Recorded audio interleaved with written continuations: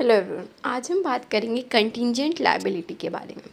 अब कंटिंजेंट का जो मतलब होता है वो होता है अनसर्टेन, ठीक है। ऐसी लायबिलिटी, ठीक है, या ऐसी तरीके की जिम्मेदारी कोई चीज़ पे करने की या डेब्ट की, ठीक है, जो आज तो हम पे नहीं है पर कल को वो हम पे आ सकती है, अनसर्टेन है, ठीक है, आ भी सकती है नहीं भी आ सकती, तो ये हो जाती है contingent liability.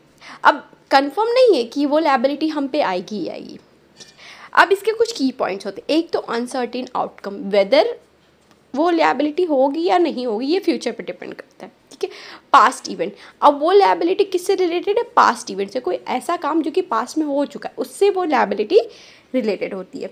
Then potential financial impact, कि अगर वो लायबिलिटी किसी कंपनी के ऊपर पड़ती है या हमारे ऊपर पड़ती है तो हमें हमारे फाइनेंस के ऊपर एफर्ट होगा कि हमें वो पैसे देने होंगे। सपोज अगर हम पर कोई लायबिलिटी पड़ जाती है, ठीक है, तो हमें वो पेमेंट करनी होगी। अब इसके एक एग्जांपल देख लेते हैं। सपोज किसी कंपनी के ऊपर कोई केस हुआ है, अगर वो कंपनी केस जीत जाती है तो उसको पेमेंट नहीं करना पड़ेगा, पैसे नहीं देने पड़े। अगर वो कंपनी हार जाती है, ठीक, तो उसको पैसे देने पड़ेंगे।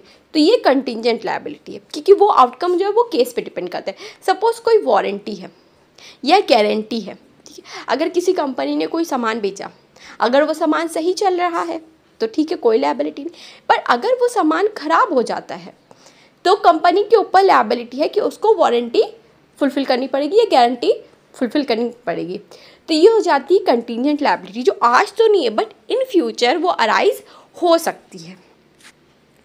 ये हो जाती है कंटिंजेंट लायबिलिटी।